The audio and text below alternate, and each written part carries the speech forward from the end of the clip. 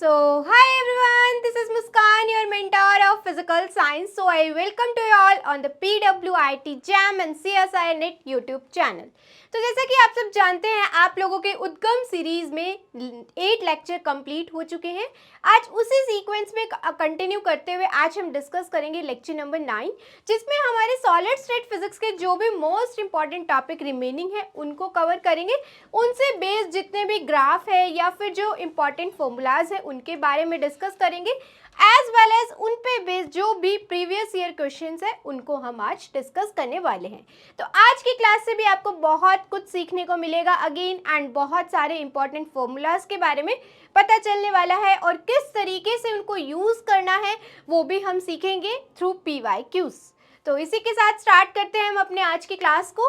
तो जैसा कि मैंने आप लोगों को बताया, आज हम डिस्कस करेंगे रिमेनिंग टॉपिक्स के बारे में। तो उसमें एक टॉपिक आता है हमारा लेटेस्ट वाइब्रेशन, ठीक है, एक टॉपिक आता है हमारा लेटेस्ट वाइब्रेशन, इसके बारे में पढ़ेंगे। इसके अलावा इसी में हम नेक्स्ट हम जो पढ़ेंगे वो पढ़ेंगे स्पेसिफिक हीट के बारे में, ठीक है, जो हमें थर्मल प्रॉपर्टीज ऑफ सॉलिड से मिलता है, ठीक है। इसके अलावा आज हम जो डिस्कस करने वाले हैं वो डिस्कस करेंगे अबाउट इफेक्टिव मास डिस्कस करेंगे, और हम एनर्जी वर्सेस की का जो ग्राफ होता है उसमें जितने भी हमें इंपॉर्टेंट रिजल्ट्स मिलते हैं उसके बारे में हम डिस्कस करने वाले हैं, ठीक है। और इसके साथ साथ हम डिस्कस करेंगे हमारे इंपॉर्टेंट PYQs को, ठीक है। चलिए तो स्टार्ट करते हैं। सबसे पहले हम लेटेस्ट वाइब्रेशन से। लेटेस्ट वाइब्रेशन में हम बात करें तो जैसे हम थर्मोडायनेमिक्स में डिग्री ऑफ फ्रीडम पढ़ते हैं, या मैं बोलूँ जैसे हम क्लासिकल मैकेनिक्स में नॉर्मल मोड्स ऑफ वाइब्रेशन पढ़ते हैं, same normal modes of vibration हम सॉलिड में भी पढ़ते हैं। क्योंकि नॉर्मल मोड्स ऑफ वाइब्रेशन जो हम क्लासिकल मैकेनिक्स में किसी भी सिस्टम का निकालते हैं, वहाँ हम बेसिकली क्या देख रहे होते हैं, वाइब्रेशनल फ्रिक्वेंसी देखते हैं, या मैं ये बोलूँ वाइब्रेशनल डिग्री ऑफ फ्रीडम की बात करते हैं। तो एटम भी अपने आप में एक हार्मोनिक ऑसिलेटर होता है, मतलब एक ऑसिलेटर की तरह बिहेव कर रहा है, तो ऑसिलेट कर रहा है, तो इन शॉर्ट वो क्या करता है, वाइब्रेट करता है, ठीक है। तो इसी वजह से हम सॉलिड के अंदर उसके वाइब्रेशनल डिग्री ऑफ फ्रीडम की बात करते हैं। अब बहुत से बच्चों को ये थॉट आ रहा होगा कि मैम वहाँ हम ट्रांसलेशन और रोटेशन की बात क्यों नहीं करते। तो अगर मैं एक इंडिविजुअल एटम की बात करूँ, सॉलिड का एक बहुत क्लोज पैक्ड स्ट्रक्चर है, तो उसके पास इतनी फ्रीडम नहीं है ना कि वो रोटेट कर पाए, या इतनी फ्रीडम उसके पास नहीं है कि वो इधर उधर मूव कर पाए, बट हाँ अपनी जगह पे वो वाइब्रेट कर सकता है। तो इसी वजह से हम सॉलिड में जो बात करते हैं वो बात करते हैं वाइब्रेशनल डिग्री ऑफ फ्रीडम की। तो हम वो निकालते कैसे हैं, हम आज उसी के बारे में सबसे पहले डिस्कशन करेंगे, क्योंकि ये काफ़ी इंपॉर्टेंट है अगर हम एग्जाम के पॉइंट ऑफ व्यू से देखें तो ठीक है। अब हम बात करते हैं वाइब्रेशन इन सॉलिड। और जब भी हम जैसे नॉर्मल अगर हम थर्मोडायनेमिक्स में डिग्री ऑफ फ्रीडम की बात करते हैं तो वहाँ बात करते हैं हम नंबर ऑफ पार्टिकल्स के बारे में। तो यहाँ हम बात करेंगे number of atom in primitive unit cell, okay. हम बात क्या कर रहे होंगे, number of atom in primitive unit cell. तो जैसे अगर हम बात करें डायमेंशन की, कि कौन से डायमेंशन में होगा, 1 डायमेंशन में, 2 डायमेंशन में, 3 डायमेंशन में, और फिर हम बात करेंगे नंबर ऑफ एटम्स, ठीक है। इसके बाद जो भी पॉसिबल मोड्स ऑफ वाइब्रेशन है, मतलब वाइब्रेशन इन सॉलिड बोलो या modes of vibration in solid भी बोल सकते हो, मोड्स ऑफ वाइब्रेशन। और in total modes of vibration को हम 2 पार्ट्स में क्लासीफाई कर देते हैं। One is acoustic mode and another is optical mode, acoustic mode and another is optical mode, ठीक है। अब ये acoustic mode क्या है और optical mode क्या है, ये सारी बातें भी आज हम सीखेंगे कि इसमें क्या होता है बेसिकली, ठीक है।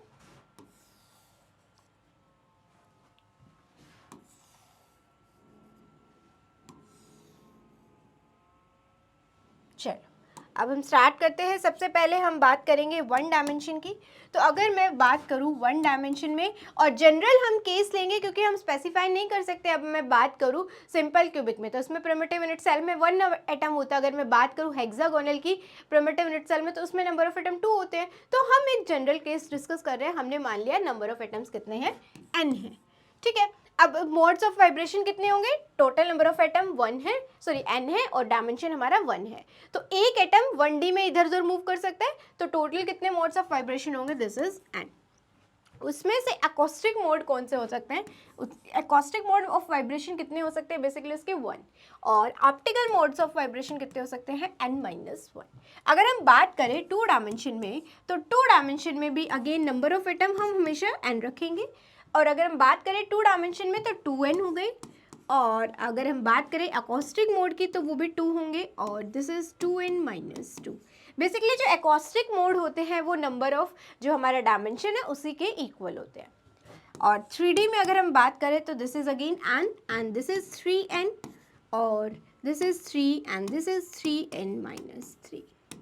यहाँ जो बच्चे सबसे बड़ी गलती करते हैं वो ये है कि नॉर्मली हमें सिस्टम दिया होता है 2 डायमेंशनल, और हमसे ये पूछा होता है ऑप्टिकल मोड्स कितने होंगे, तो उसमें हम क्या कर देते हैं 3n-2, क्योंकि हमें वो एक हैबिट होती है ना, क्योंकि हम थर्मोडायनेमिक्स में ही पढ़ते हैं इसके बारे में ज़्यादातर, तो वहाँ हम जो जनरल मान के चलते हैं सिस्टम को, हम 3 डायमेंशनल सिस्टम मान के चलते हैं, तो वहाँ हम जो भी डिग्री ऑफ फ्रीडम निकालते हैं वो किससे निकालते हैं, 3n-c से निकालते हैं। तो उसी कंसेप्ट को अगेन हम यहाँ यूज़ कर देते हैं, और जिसकी वजह से कन्फ्यूज़न में हम ये मिस्टेक बहुत ज़्यादा करते हैं कि हमारे से 2 डायमेंशनल बॉडी के बारे में पूछा है, लेकिन फिर भी और अगर हमसे उसके ऑप्टिकल मोड्स निकालने के लिए कहा गया है तो हम क्या करते हैं 3n-3 की जगह हम क्या कर देते हैं 3n-2। तो ये मिस्टेक बहुत कॉमन है और बहुत ज़्यादा होती है, इसी वजह से मैं इस चीज़ को आपको बार बार एम्फेसाइज कर रही हूँ कि इस पॉइंट का आप लोगों को बहुत ज़्यादा ध्यान रखना है, ठीक है, दिस इज इम्पॉर्टेंट। चलो इस पे बेस्ड हम क्वेश्चन भी डिस्कस करेंगे, पहले सारी थ्योरी देख लेते हैं, उसके बाद हम अपना पूरा जो क्वेश्चन सेशन है वो स्टार्ट करेंगे।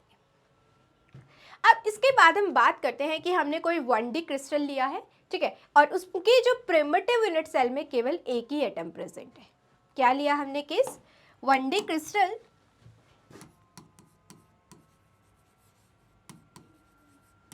हैविंग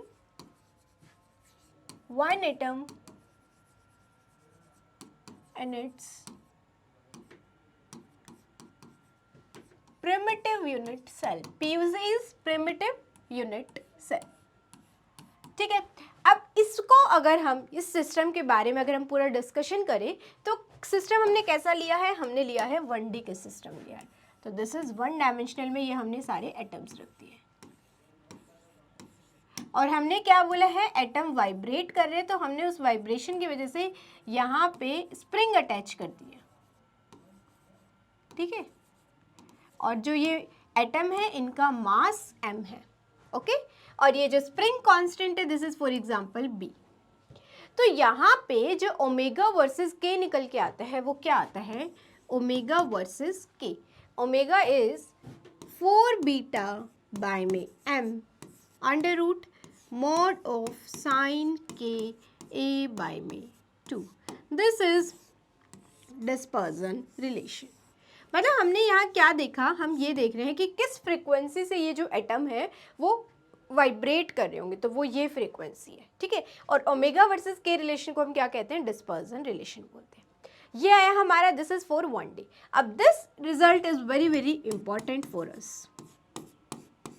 यहाँ पे एक इम्पॉर्टेंट पॉइंट क्या है कि जो साइन के आर्ग्यूमेंट में आता है, ए क्या है, ए इज द लेटिस कांस्टेंट, मतलब दो एटम के बीच में जो सेपरेशन है दिस इज ए, तो साइन का जो आर्ग्यूमेंट होता है उसमें हाफ ऑफ लेटिस कांस्टेंट आता है, ये इंपॉर्टेंट है। अब फॉर एग्जांपल यहाँ पे कोई आपको 2a दे दे तो यहाँ क्या हो जाएगा, a हो जाएगा ना, तो ये चीज़ें आपको बहुत जगह देखने को मिलेगी भी कि यहाँ पे बहुत जगह आप किसी बुक में जाओगे तो उसमें a लिखा मिलेगा, वो a इस वजह से लिखा होता है क्योंकि यहाँ पे उन्होंने जो लेटिस कांस्टेंट की वैल्यू ली होती है वो 2a ली होती है, इस वजह से वहाँ यहाँ क्या आता है, a आता है, लेकिन हम क्या ले रहे हैं a, तो इससे क्या आएगा, a/2 आएगा।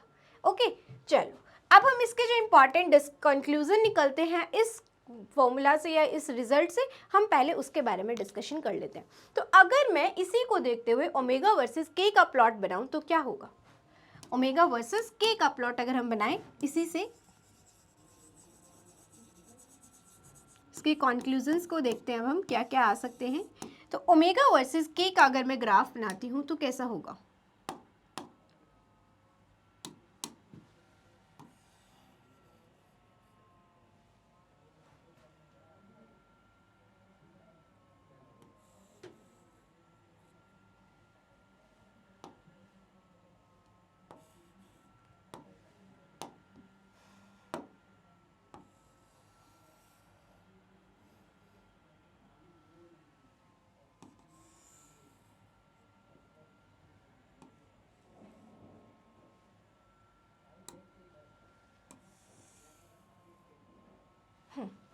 ठीक है, अब हमें क्या बनाना है, ओमेगा वर्सेस के का ग्राफ। देखो ओमेगा और के बीच में कैसा रिलेशन है, सम साइन फंक्शन, तो साइन फंक्शन का ग्राफ बना लेते भाई हम, बट इसमें मोड लगा हुआ है तो ये नेगेटिव में नहीं जाएगा।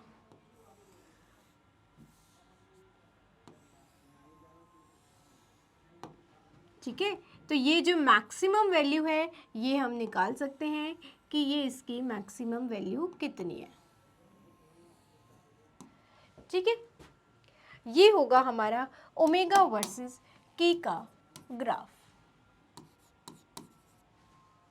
तो यहाँ ये इसकी जो मैक्सिमम वैल्यू है, अब देखो साइन की मैक्सिमम वैल्यू कितनी होती है 1, तो ये 1 हो गया, तो ओमेगा की मैक्सिमम वैल्यू कितनी आएगी 4 बीटा बाय में एम, तो दिस इज 4 बीटा बाय में एम।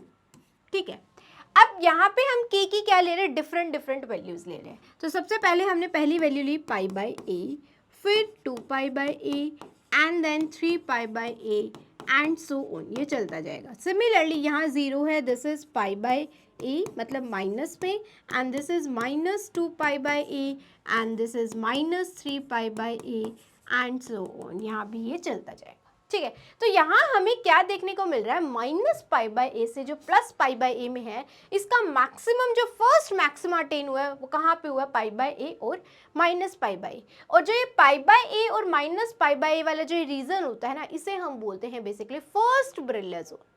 ठीक है, ये वो के की वैल्यू होती है जहाँ पे हमें रेसिप्रोकल स्पेस में अगर हम बोले तो हमें डाइफ्रैक्शन दिखाई देता है, ये वो के की वैल्यूज होती है।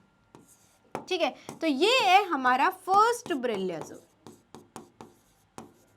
ठीक है, ये हुआ। अब एक चीज देखो, इसके बाद जो 2 पाई बाय ए और यहाँ माइनस 2 पाई बाय ए है, this is our second Brillouin zone, this is our second Brillouin zone. एक मिनट,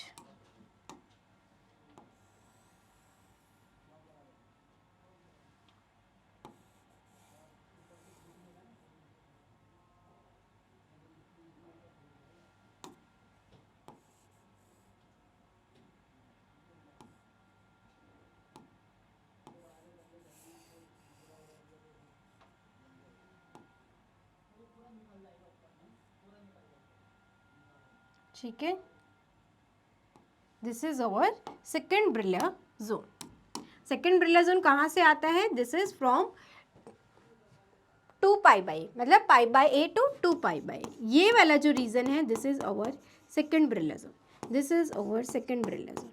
ये है क्या basically Brillouin zone, second Brillouin zone या फर्स्ट ब्रिलर जोन, ये चीज क्या है, ये वो हमें के की वैल्यू बताता है ब्रिलर जोन जहाँ पे हमें डाइफ्रैक्शन मिलता है। और अगर इसी को मैं डायरेक्ट लैटिस के टर्म्स में बोलूँ तो ये वो वेवलेंथ की वैल्यूज है जहाँ जो एक्सरे डिफ्रैक्शन को शो करेगी। अब जैसे हमने एक्सरे डिफ्रैक्शन पढ़ा है तो हमें ये पता है ना कि हर वेवलेंथ से एक्सरे डिफ्रैक्शन नहीं होता, तो कुछ ऐसी पर्टिकुलर वेवलेंथ होती है जिससे एक्सरे डिफ्रैक्शन होता है, तो वो कौन डिफाइन करता है, वो हमें डिफाइन करता है ब्रिलर जोन्स। ठीक है, यहाँ से हमें की वैल्यू मिलती है और के से हम क्या निकाल सकते हैं, हमारी वेवलेंथ निकाल सकते हैं।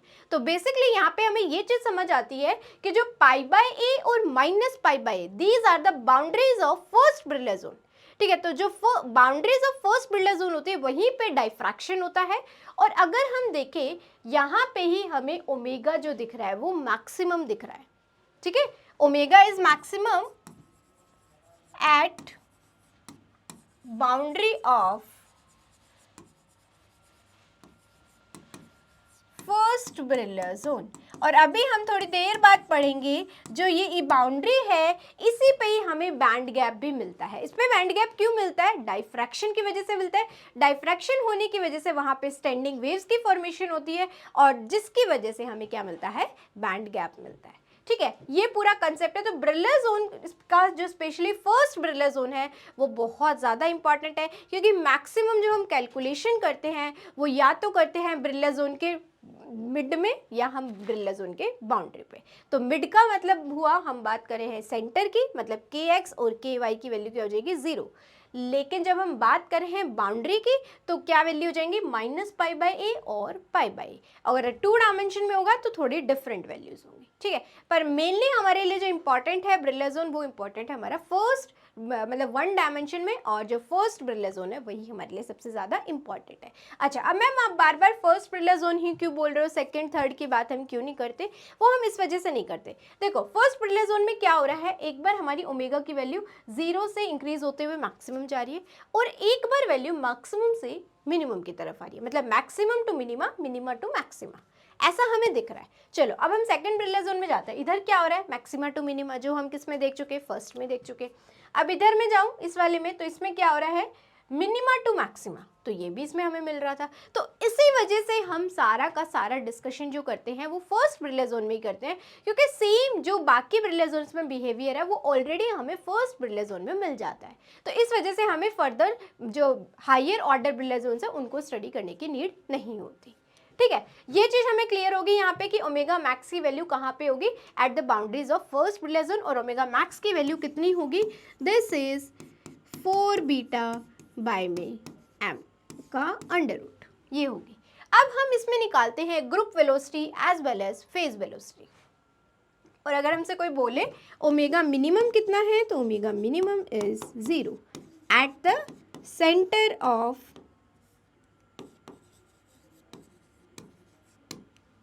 First Brillouin zone. ठीक है, ये चीज़ तो हुई हमारी यहाँ पे क्लियर। अब हम बात कर लेते हैं कि भाई जो हम बात कर रहे हैं group velocity and phase velocity की, यहाँ से भी एक इम्पॉर्टेंट रिजल्ट निकल के आता है, जो मैंने बोला ना स्टैंडिंग वेव्स की वजह से बैंड गैप आता है, तो इसी वजह से इसमें जो ग्रुप वेलोसिटी आएगी ना वीजी, वो क्या आती है, at the boundary of first Brillouin zone that is equal to 0। वो इसी रिजल्ट को सिग्निफाई करती है कि स्टैंडिंग वेव की फॉर्मेशन हो रही है वहाँ पे। ठीक है, ओके चलो अब हम निकालते हैं ग्रुप वेलोसिटी। तो ग्रुप वेलोसिटी हम कैसे निकालते हैं, डी ओमेगा बाय डी के से, डी ओमेगा बाय डी की। तो हमारे पास फैक्टर बाहर क्या है, 4 beta by m under root sine की का डिफरेंशिएशन क्या हो जाएगा, कॉस के ए बाय में 2 मल्टीप्लाई में ए बाय 2। तो ये इस 2 से ये 4 कैंसिल हो गया, हमारे पास क्या वैल्यू बचेगी, ए रूट बीटा बाय में एम, और क्या बना, कॉस के ए बाय में 2। अब वीजी की वैल्यू अगर हम देखें, वीजी की अगर हम वैल्यू देखें तो वीजी की वैल्यू हमें क्या मिल रही है, वीजी एट सेंटर क्या मिलेगी हमें, at centre a root beta by में एम, मतलब कि मैक्सिमा। और अगर हम k equal to plus minus pi by a पे देखें तो हमें क्या वैल्यू मिल रही है, 0, मतलब मिनिमा। तो अगर हमें इसका ग्राफ बनाना पड़े तो इसका ग्राफ कैसा होगा, अब हमारे लिए अगेन इंपॉर्टेंट टास्क है, दिस इज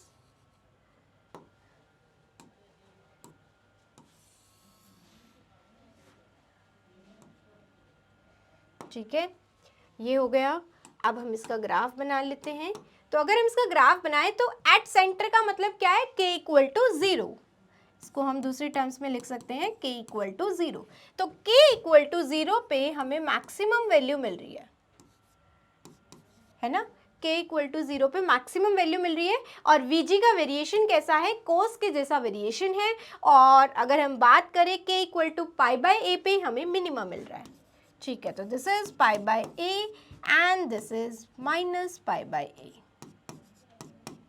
ठीक है, हमें क्या बनाना है, maxima to minima, this and this.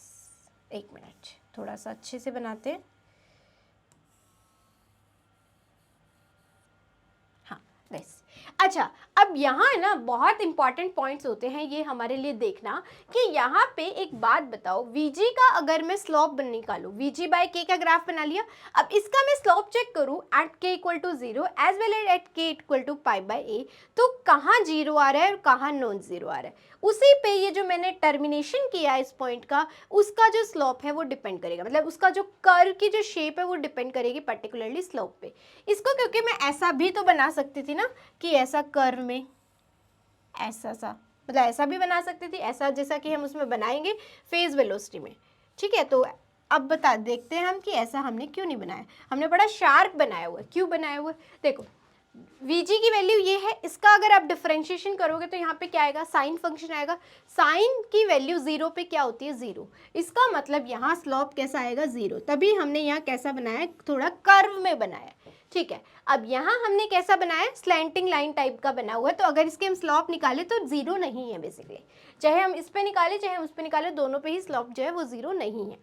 तो अगर मैं बात करूँ जो हमारा इसका स्लोप कैसे निकालते हैं हम, डिफरेंशिएशन से। डिफरेंशिएशन से अभी हमने देखा साइन आता है, साइन की वैल्यू हम किस पे निकालना चाह रहे हैं, पाई बाय ए पे। तो पाई बाय ए पे निकालेंगे तो क्या आएगी, वैल्यू 1 आएगी, तो मतलब नॉन जीरो स्लोप आ रहा है। तो इस वजह से इसका ग्राफ जो होता है इस टाइप का होता है। तो ये छोटी छोटी बातें होती हैं जो आपको पता होनी चाहिए। इसके बाद हम बात करते हैं फेज वेलोसिटी की। तो फेज वेलोसिटी क्या होती है, ओमेगा वर्सेस के। तो इसको हम जो लिखते हैं, इसको हम इस तरीके से लिख सकते हैं, 4 beta by m under root sine k a bye में 2 अपॉन में के। इसको हम थोड़ा सिंप्लीफाई करने के लिए कुछ इस तरीके से सॉल्व कर लेते हैं। दिस इज a बाई 2 से मल्टीप्लाई, a बाई 2 से डिवाइड कर लो। तो a बाई 2 से आप यहाँ मल्टीप्लाई कर रहे हो, साइन के ए बाई में 2। This is our phase velocity, ठीक है। अब अगेन हम निकालेंगे phase velocity at k equal to 0। अगर हम k इक्वल टू 0 पे देखें तो क्या आएगी, मैक्सिमम वैल्यू आएगी। क्यों आएगी, क्योंकि साइन थीटा अपॉन में थीटा क्या वैल्यू आती है, limit tends to 0। For example limit theta tends to 0, sine theta upon में theta, this is equal to 1। यही होता है ना, तो इसी का हमने यहाँ यूज किया है, ठीक है। At k equal to pi by a, इस पे क्या हो जाएगा, at k equal to pi by a पे Vp की हमारी क्या वैल्यू आएगी, ये हमें निकाल के देखना पड़ेगा। मतलब अल्टीमेटली जो हमारी वैल्यू आएगी वो सम नॉन जीरो वैल्यू आएगी, ठीक है। जैसे इसमें तो ये हो रहा था कि एक पॉइंट पे 0 हो गया था, एक पे मैक्सिमम आ गया था। अब जब हम Vp की value at k equal to pi by a पे निकालेंगे तो सम नॉन जीरो वैल्यू आएगी। अब इसका भी ग्राफ देख लेते हैं कि इसका ग्राफ कैसा होगा।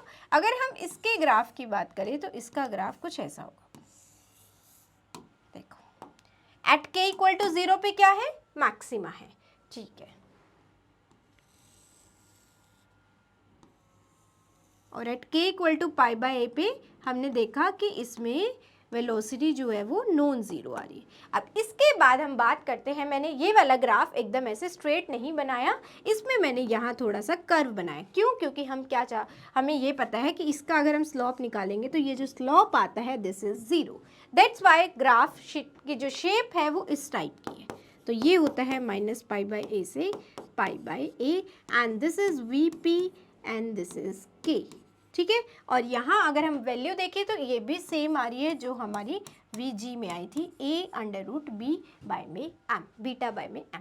सो this is the phase velocity as well as this is the group velocity. ये तो सारा डिस्कशन हुआ अबाउट 1D, ठीक है। अब हम बात करेंगे, अगर हमने नेक्स्ट टॉपिक अब हम डिस्कस करेंगे कि अगर हमने 1D क्रिस्टल लिया है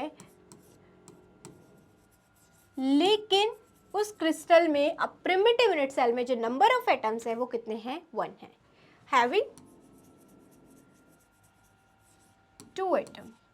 अब ये दोनों एटम जो हैं वो सेम भी हो सकते हैं और ये दोनों एटम डिफरेंट भी हो सकते हैं। जैसे कि अगर मैं बात करूं, अगर 2 एटम सेम है तो जैसे डायमंड में होता था ना, एक बेसिस पे 2 एटम प्रेजेंट होते थे, तो वहाँ पे क्या होता था कि दोनों एटम सेम होते थे। लेकिन अगर मैं NaCl की बात करूँ तो वहाँ पे एक बेसिस पे 2 एटम प्रेजेंट होते थे, तो वहाँ वो दोनों एटम डिफरेंट होते थे। मैंने बस 2 एटम डिफरेंट के लिए एग्जाम्पल दिया, बट मैं ये नहीं कह रही कि प्रिमिटिव यूनिट सेल में जो NaCl के प्रिमिटिव यूनिट सेल है उसमें इफेक्टिव नंबर ऑफ एटम 2 होते हैं या 1 होते हैं। मैंने एक जस्ट एग्जांपल दिया है, 2 एटम तुमने सेम कहाँ पढ़ा होगा और डिफरेंट कहाँ पढ़ा होगा, ठीक है। तो हम बात कर रहे हैं अब हम, चलो 2 डिफरेंट एटम है तो दोनों को डिफरेंट कलर से डिनोट करते हैं हम।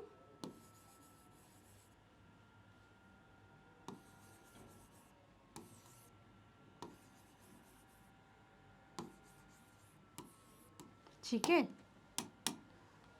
दिस इज दिस, ठीक है, एंड दिस इज दिस। ये मतलब सो ऑन चलता जाएगा, ठीक है। तो ये हमारा फॉर एग्जांपल स्मॉल m है, ये हमारा कैपिटल M है और this is our spring constant, okay. अब यहाँ जो ओमेगा की वैल्यू मिलेगी, यहाँ हमें ओमेगा की जो वैल्यू मिलती है, this is omega square 1 upon में m प्लस 1 अपॉन में capital M plus minus under root, यहाँ आता है 1 अपॉन में m प्लस 1 अपॉन में कैपिटल M का square minus 4mm sine square KA by में 2। This is the omega square, ठीक है।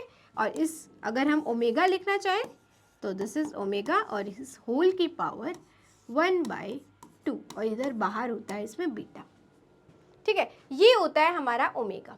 अब इसमें देखो, इसमें एक प्लस में आएगा, एक ओमेगा प्लस में आएगा, एक ओमेगा माइनस में आएगा। और यहाँ हमने क्या देखा है, 2 एटम्स है। अगर 2 एटम है, 1D क्रिस्टल है, तो अगर इसमें मैं एकॉस्टिक और ऑप्टिकल मोड्स देखना चाहूँ तो कितने होंगे?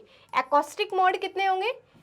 एकॉस्टिक मोड जो होंगे वो होंगे 1, और अगर हम बात करें ऑप्टिकल मोड की तो ऑप्टिकल मोड होंगे इसमें 1।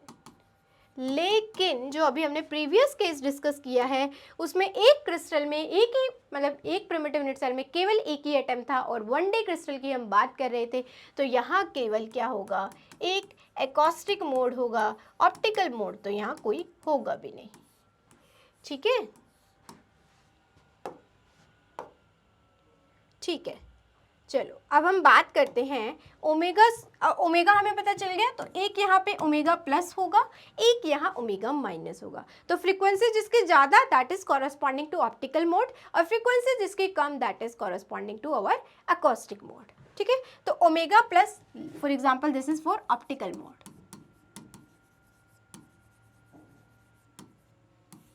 ठीक है। और तो ये क्या बन जाएगा अब हमारा omega 1, omega plus sorry,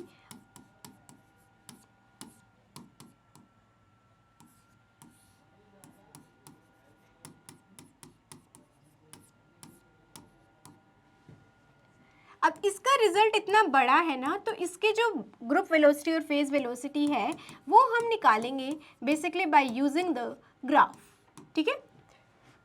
this is our omega plus. पहले अभी हम इसी का डिस्कशन कर लेते हैं सारा। तो अगर मैं इसमें k इक्वल टू 0 पे देखूँ, k इक्वल टू 0, या मैं ये बोलूँ k tends to 0, k tends to 0 का मतलब है लैम्डा टेंस टू इन्फिनिटी, और इसे एक चीज का एक नाम और दिया जाता है, that is known as long wavelength limit,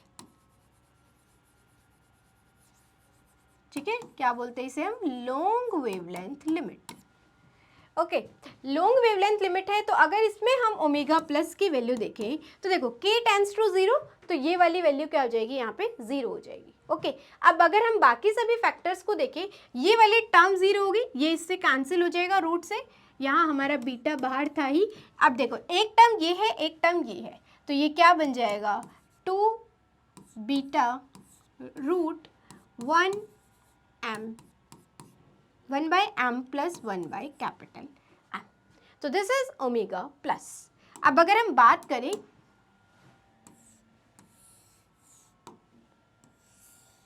ये कब आया है, जब k टेंस टू हमारा 0 है। अब अगर हम बात करें k equal to π/AP,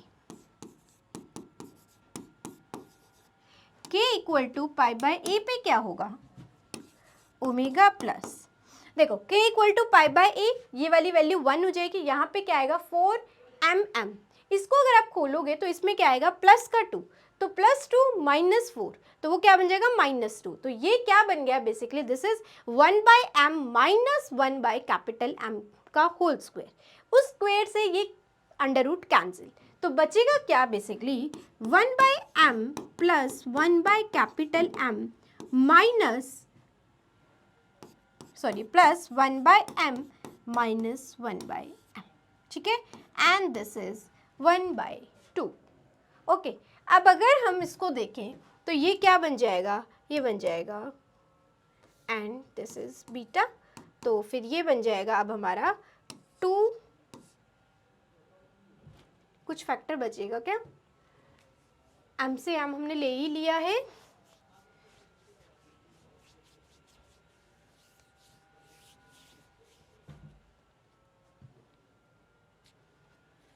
this is 2m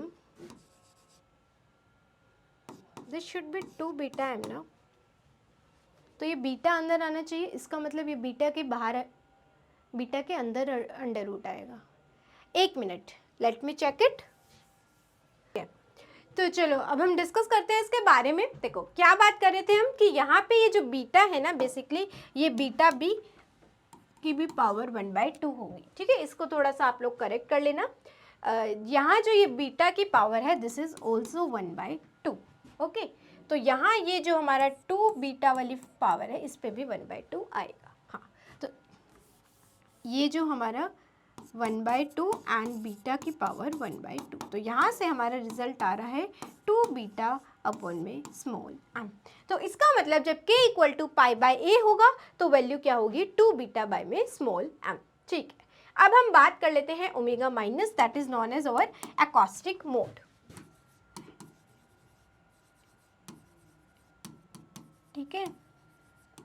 basically इन दोनों मोड्स में है क्या, वाइब्रेशन ऑफ एटम जो है वो डिफरेंट है, ठीक है। तो इसके अलावा फिर अब हम बात करते हैं ओमेगा माइनस की। तो ओमेगा माइनस क्या होगा, 1/m plus 1/M minus 1/m plus 1/M का whole square minus 4m sine square KA में 2। यहाँ पे इस पूरे के ऊपर रूट लगा देते हैं एंड देन इस कंप्लीट के बाहर हम रूट लगा देते हैं और बीटा की पावर 1/2। अब यहाँ से हम अगेन निकालेंगे at k equal to 0। k equal to 0 पे अगर मैं बात करूँ तो k इक्वल टू 0 पे अब क्या आएगा, अब देखो k इक्वल टू 0 पे ये वाली टर्म इससे कैंसिल हो जाएगी, तो k इक्वल टू 0 पे हमारी ओमेगा माइनस की जो वैल्यू आ रही है दैट इज इक्वल टू 0, ठीक है। और अगर हम निकालें eight k equal to π/a, तो अब आप इसको सॉल्व करना, इसकी जो वैल्यू आएगी दिस इज 2 बीटा बाय में कैपिटल M का अंडर, तो this is our omega minus. अब हमारे लिए आता है इसका इम्पॉर्टेंट ग्राफ जो हमें समझना बहुत ज़्यादा ज़रूरी है। देखो this is omega and this is k। यहाँ हमने क्या देखा, और पहले हम अपने रीजन स्पेसिफाई कर लेते हैं, this is π/a and this is minus π/a, ठीक है।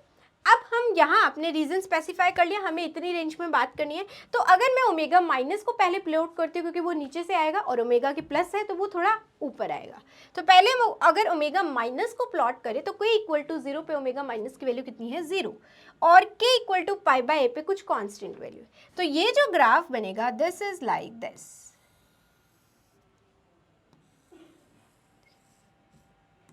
ठीक है, this graph is like this. अब मैम आपने ये ऐसा क्यों बना दिया, क्योंकि आप अगर इसका स्लॉप निकालोगे इस पॉइंट पे तो दैट इज इक्वल टू 0, ठीक है, दैट इज इक्वल टू 0। लेकिन अगर आप इसका स्लोप निकालते हो k इक्वल टू 0 पे तो वो स्लोप जो होता है वो इसका 0 नहीं होता, ठीक है। तो इसी वजह से यहाँ ये इतना कर्व नहीं आएगा। एक मिनट,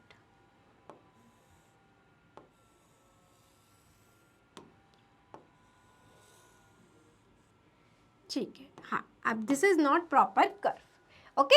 अब अगर हम बात करें ओमेगा प्लस की, तो ओमेगा प्लस की कुछ मैक्सिमम वैल्यू थी, ये for example this is our maximum value, okay. अब अगर हम बात करें तो इसका जो स्लोप निकालते हैं हम ओमेगा प्लस का वो 0 आता है, तो यहाँ हम फ्लैट कर्व टाइप कर लेंगे, ठीक है, जिसका अगर हम स्लोप निकालें तो वो 0 आए।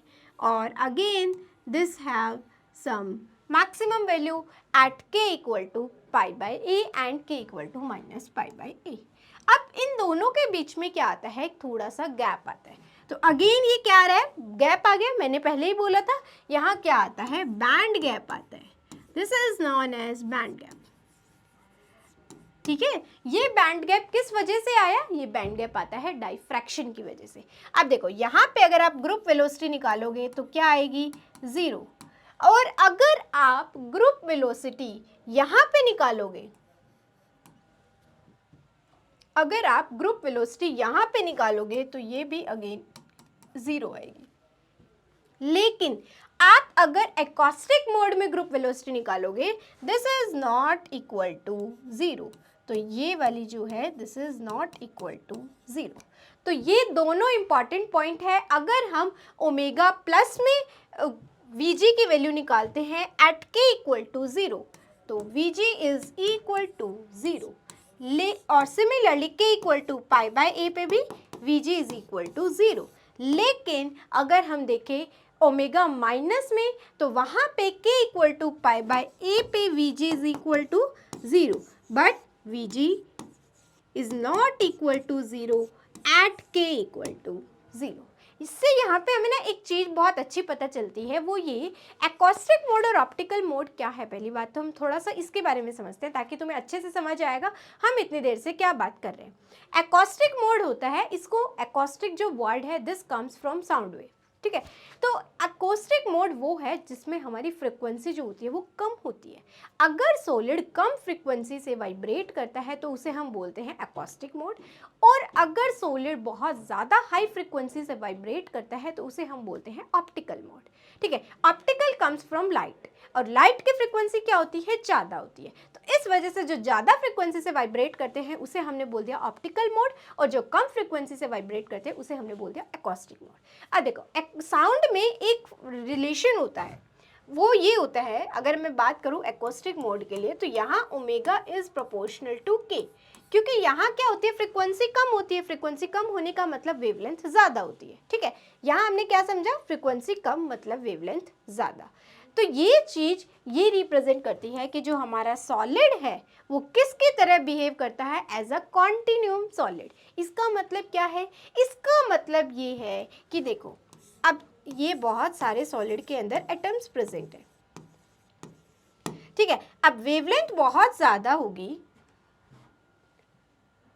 अब अगर देखो, इसको मैं एक अलग पेज पे बता देती हूँ, अगर वेवलेंथ बहुत ज़्यादा होगी तो सभी के सभी ये जो एटम्स है पास वाले, वो क्या करेंगे, एक सेम फेज में वाइब्रेट करेंगे, ठीक है, एक सेम फेज में वाइब्रेट करेंगे। लेकिन ऑप्टिकल मोड में क्या होता है, वेवलेंथ बहुत कम होती है। तो जैसे फॉर एग्जांपल ये नियर बाय वाले एटम्स हैं और वेवलेंथ बहुत कम होती है, तो हर नियर बाय वाला जो एटम है वो किस में वाइब्रेट कर रहा होता है, अपोजिट फेज में वाइब्रेट कर रहा होता है। तो this does not represent our continuum solid.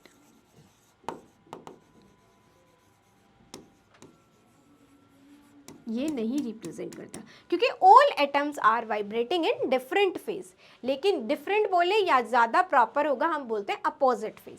लेकिन यहाँ क्या हो रहा है, हर atom vibrate in same phase. तो इसी वजह से जो हमारा सॉलिड होता है उसे हम क्या बोलते हैं, कॉन्टिन्यूम सॉलिड बोलते हैं, ठीक है। क्योंकि पहली बात तो ये कि एक सॉलिड के अंदर जो एटम प्रेजेंट है, थोड़ा सा प्रैक्टिकल सोचो कि वो कितना ही ज़्यादा फ्रिक्वेंसी से वाइब्रेट कर सकता है। बहुत ज़्यादा फ्रिक्वेंसी से तो वो बहुत ज़्यादा फ्रिक्वेंसी से वाइब्रेट नहीं कर पाएगा।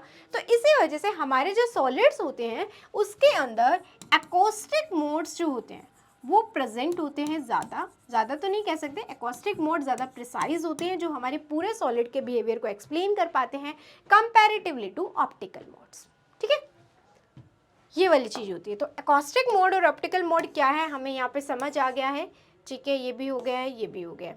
अब अगर हम बात करें, चलो ये चीज़ें क्लियर हो गई हमारी कि ऑप्टिकल मोड में क्या होता है, एकॉस्टिक मोड में क्या होता है और इसका ग्राफ कैसा बनेगा। तो this is for omega plus and this is for omega minus, ठीक है, and this is over band gap. चलो ये तो था हमारा complete discussion about lattice vibration. अब हम डिस्कस करते हैं, थोड़ा सा डिस्कशन हम हमारा स्पेसिफिक हीट का भी कर लेते हैं। मैं कंप्लीट नहीं बताऊंगी, बस जो डायरेक्ट रिजल्ट है उसका वो बता देती हूँ। तो जैसे देखो स्पेसिफिक हीट में क्या होता है, इसके लिए बहुत डिफरेंट मॉडल्स दिए गए थे, जिसमें इनिशियल जो सबसे पहले मॉडल दिया गया था that is known as Dulong Petit law. उसके अकॉर्डिंग ये माना जाता है कि जो सॉलिड्स होते हैं उनकी स्पेसिफिक हीट कांस्टेंट होती है एट एनी टेम्परेचर। लेकिन फिर इसको थोड़ा सा मॉडिफाई किया, आइंस्टीन थ्योरी ने। आइंस्टीन के अकॉर्डिंग लेकिन हमें ये देखने को मिला हाई टेम्परेचर पे तो कांस्टेंट ही होती है, लेकिन जो लो टेम्परेचर है उस पे जो हमारी ये स्पेसिफिक हीट है वो एक्सपोनेंशियली टेम्परेचर पे डिपेंड करती है। This is also incorrect result according to experiment. इसके बाद जो थर्ड लॉ आया जिसने सबसे करेक्ट एक्सप्लेन किया वो है डिबाई थ्योरी। वहाँ से हमें ये पता चला था कि जो स्पेसिफिक हीट है वो लो टेम्परेचर पे किस पे डिपेंड करती है, टेम्परेचर की पावर 3 पे। ठीक है, this is at low temperature. ठीक है, ऐसा किस पे होता है, एट लो टेम्परेचर। अब एक बात बताती हूँ कि जो हम बात करें कि मैम हाई टेम्परेचर पे क्या होगा, तो जो हाई टेम्परेचर पे सबसे पहले थ्योरी का रिजल्ट था वो बिल्कुल करेक्ट था। मतलब उसका कुछ पार्ट करेक्ट था कि हाई टेम्परेचर पे तो स्पेसिफिक हीट कांस्टेंट ही होती है, लेकिन उसका जो लो टेम्परेचर का रिजल्ट था वो इनकरेक्ट था। तो इसके बाद इसको करेक्ट किया था डिबाई थ्योरी ने। तो ये जो हमें पता चलता है कि CV is proportional to temperature की power cube that come from Debye theory. But ये हम बोल देते हैं T की पावर 3। ये इस वजह से बोलते हैं क्योंकि हम जो डिराइव करते हैं ना रिजल्ट, वहाँ हमने सिस्टम को माना होता है 3 डायमेंशनल। बट ऐसा तो ज़रूरी नहीं है, क्योंकि हमें पता है 1D क्रिस्टल भी है, 2D क्रिस्टल भी है।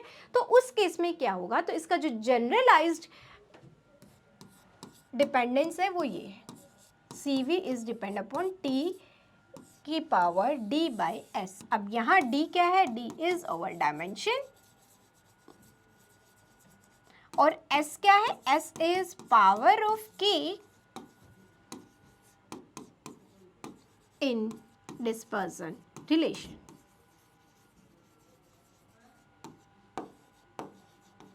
ठीक है, this is true for solid as well as true for insulator.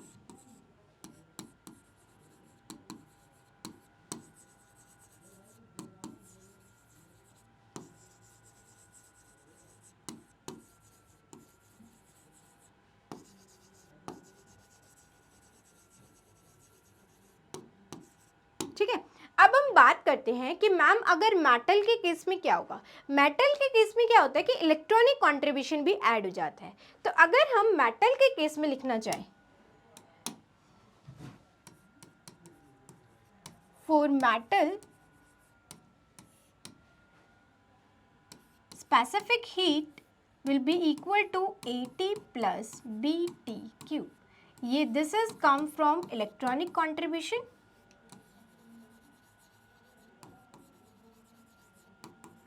and this comes from lattice contribution.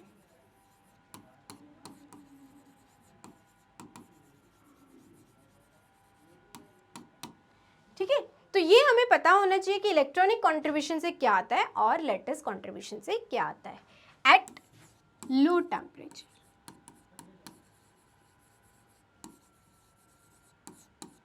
Okay, so this is the dependence of specific heat on temperature.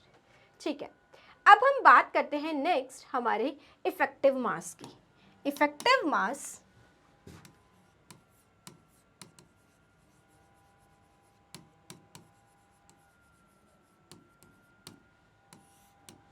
अगर मैं concept की थोड़ी सी बात करूँ तो बस थोड़ा सा ब्रीफ में आइडिया दे देते हैं। जो इफेक्टिव मास का कंसेप्ट है वो किस लिए हमने इंट्रोड्यूस किया, सो दैट कि जो हमारा न्यूटन्स लॉ है, न्यूटन सेकेंड लॉ है, वो हम जो मास ऑफ जो भी हमारे पार्टिकल्स है सॉलिड के अंदर उस पर हम उसको अप्लाई कर सके। अल्टीमेटली कहने का मतलब ये है कि जो हमारे न्यूटन्स लॉ है उसको हम हमारे सॉलिड्स पे अप्लाई कर पाएँ, इस वजह से हमने वहाँ पे मास को रिप्लेस किया था इफेक्टिव मास से। तो ये जो इफेक्टिव मास है that is equal to h cut square d square e upon में d k square. This is in 1D। अगर हम बात करें जनरल मतलब 3 डायमेंशन में, तो 3 डायमेंशन में क्या होता है, effective mass is equal to h cut square del square E. ठीक है, यहाँ जो डेल लिया है ना मैंने, del is not del by del x, this is del by del k. Okay, ठीक है, तो अब अगर मुझे देखो यहाँ पे इसको मैट्रिक्स के फॉर्म में भी रिप्रेजेंट किया जाता है, तो वो क्या होगा, m star will be equal to h cut square del square e by del k, अब इसमें होता है for example k x k y, तो this is del k x square del square e del k x del k y and del square e del k x del k z and this is inverse, क्योंकि ऊपर आएगा ना तो bye inverse लेना होगा basically हमें इस matrix का। अगर नेक्स्ट आगे हम पूरा सॉल्व करें इसको तो ये होगा del square E del k x del k y and this is del square E del k y square and this is del square E del k y del k z. ठीक है, अब again this is del square E del k x del k z del square E del k y del k z and this is del square E del k z square. ठीक है, तो ये होता है complete, और इसे हम बोलते हैं इसका जो मतलब इफेक्टिव मास टेंसर भी इसे बोलते हैं, क्योंकि जो 3x3 की मैट्रिक्स होती है उसे हम सेकेंड ऑर्डर टेंसर भी बोलते हैं। ठीक है, ये होता है, तो इसीलिए जो इफेक्टिव मास है इसको हम in the form of tensor भी रिप्रेजेंट कर सकते हैं। ओके, चलो अब हम बात कर लेते हैं, हमें ये पता चल गया। देखो ये वाली चीज़ जो हम पढ़ रहे हैं ना ये आती है हमारी बैंड थ्योरी से। पहले अभी तक इससे पहले का जो भी डिस्कशन था वो था सब हम ये समझ के चलते हैं कि सॉलिड जो है वो उसमें जो भी इलेक्ट्रॉन मूव करते हैं they are behaving like a free electron, but ऐसा नहीं होता। इलेक्ट्रॉन जो है वो मूव करता है एक पर्टिकुलर पोटेंशियल के अंदर। ठीक है, पोटेंशियल में मूव करने की वजह से उसका जो ग्राफ होता है ना एनर्जी वर्सेस के का, वो भी मॉडिफाई हो जाता है। अगर फ्री पार्टिकल की तरह बिहेव करता तो इसका जो ग्राफ होता है this will be like that, but this is not true. इसका जो ग्राफ मॉडिफाई होता है दिस इज लाइक दैट। देखो अब अगर मैं बनाऊं,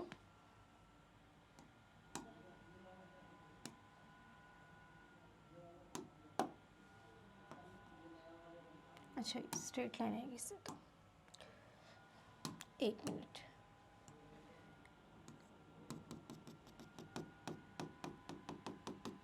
this is over continuous solid graph है ना, पर इसमें ऐसा नहीं होता। इसमें क्या होता है, इसमें कुछ कुछ पार्ट ऐसे होते हैं बीच में जो अलाउ नहीं होते, that is this is pi by a and minus pi by ए।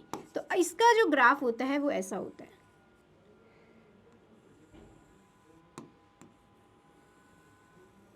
ठीक है, this is like this and then this and here is like, एक मिनट, ये ऐसा बनता जाता है मतलब। ठीक है, फिर दिस इज लाइक दिस और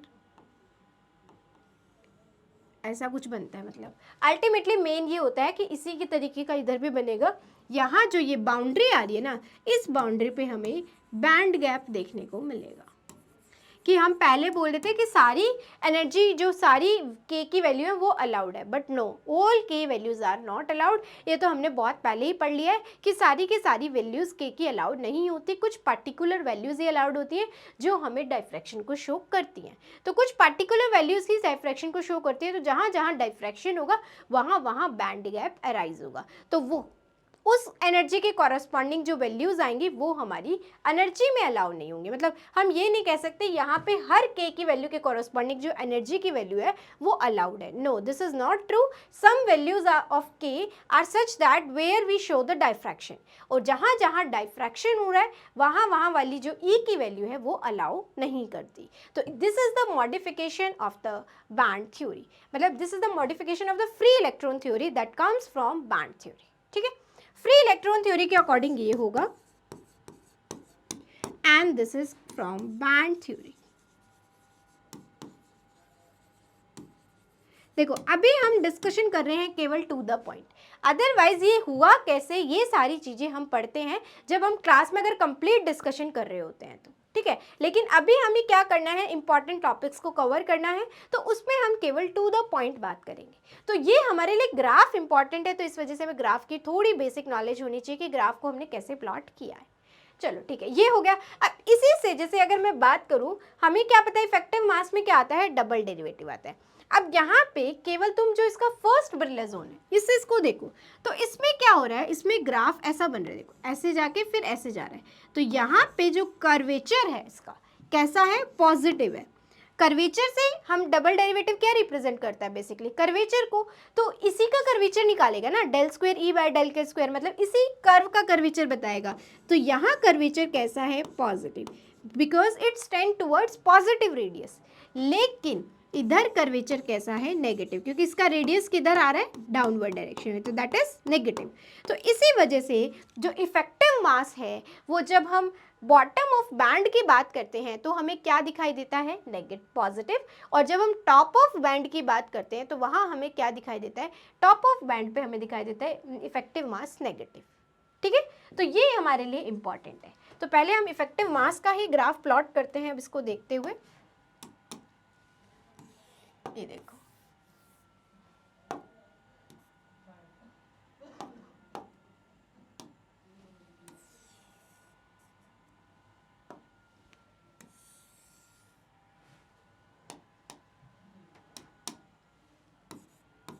this is pi by e and this is minus pi by e, but इसमें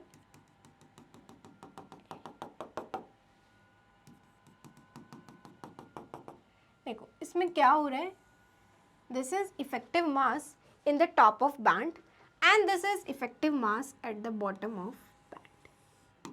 ठीक है, दिस इज नेगेटिव। अब ये क्या है, यहाँ ये एक पर्टिकुलर पॉइंट ऐसा है जिस पे ग्राफ जो है ना इधर भी इन्फिनिटी को जा रहा है, इधर भी इन्फिनिटी को जा रहा है, तो this is known as the point of inflection. देखो ये वो पॉइंट है, ग्राफ हमारा ऐसे चेंज हो रहा है, यहाँ से कर्वेचर क्या है, ये पॉजिटिव कर्वेचर है और यहाँ हमारा नेगेटिव कर्वेचर है। तो यहाँ एक ऐसा पर्टिकुलर पॉइंट आएगा जहाँ हमारा D square e bye D k square is equal to 0, जिसे हम बोलते हैं पॉइंट ऑफ इन्फ्लेक्शन। ठीक है, पॉइंट ऑफ इन्फ्लेक्शन, वहाँ पे जो हमारा इफेक्टिव मास है वो क्या हो जाएगा, टेंस टू इन्फिनिटी, क्योंकि इफेक्टिव मास में 1 में D square e bye D k square आता है, तो 1/0 टेंस टू इन्फिनिटी। तो इसी वजह से ये वो पर्टिकुलर पॉइंट है जहाँ पे हमारा इफेक्टिव मास जो हो रहा है इन्फिनिटी को टेंड कर रहा है। तो this is the graph for effective mass.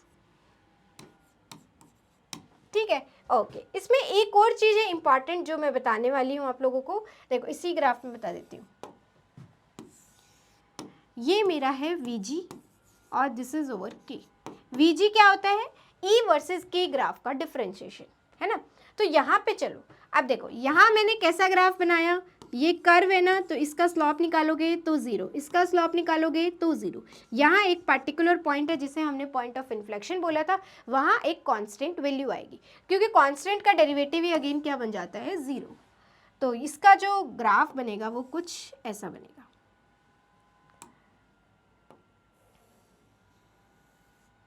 ठीक है, तो दिस इज दैट पॉइंट जहाँ हमारी जो Vg की वैल्यू है वो क्या होगी, मैक्सिमम होगी। ठीक है, दिस इज दैट पॉइंट। ठीक है, and this is again pi by a and this is 0 and this is again minus pi by a. तो ये जो ग्राफ थे ये हम लोगों के लिए बहुत इंपॉर्टेंट थे। तो यहाँ हमारा जो इम्पॉर्टेंट पार्ट था सॉलिड स्टेट फिजिक्स का वो बिल्कुल पूरी तरीके से कंप्लीट हो चुका है। अब इसके बाद जो हमारी नेक्स्ट क्लास होगी उसमें हम स्टार्ट करेंगे एटॉमिक एंड मॉलिक्यूलर फिजिक्स के जो इंपॉर्टेंट टॉपिक्स का डिस्कशन है। ठीक है, चलो अब हम देख लेते हैं हमारे 1 बाय 1 करके क्वेश्चंस के। ओके, तो फर्स्ट क्वेश्चन क्या है कि the band energy of an electron in a crystal for a particular k direction has the form of this. मतलब ये एक डिस्पर्जन रिलेशन दिया हुआ ultimately, where a and b are positive constant, और जहाँ पे जो के ई की वैल्यू है वो कैसे वेरी कर रही है, 0 से pi. The electron has a hole like behaviour over the following range of k. अच्छा ठीक है, यहाँ मैं आप लोगों को एक चीज़ बताना भूल गई थी कि अब देखो यहाँ हमने क्या देखा कि जो इफेक्टिव मास है इस रीजन में क्या है, पॉजिटिव है। तो जो मास ऑफ इलेक्ट्रॉन होता है उसे हम मान के चलते हैं कि इफेक्टिव मास इज पॉजिटिव। लेकिन होल का मास, जैसे चार्ज क्या होता है होल पे, इलेक्ट्रॉन का जस्ट अपोजिट, तो हम क्या बोलते हैं कि होल का जो मास होता है वो भी उसका जस्ट अपोजिट होगा। तो ये जो है this is behaviour of electron, electron like behaviour. ठीक है, और ये है होल लाइक बिहेवियर। यहाँ हमारा इफेक्टिव मास क्या आ रहा है, नेगेटिव आ रहा है, इज नेगेटिव, और यहाँ हमारा इफेक्टिव मास क्या आ रहा है, पॉजिटिव।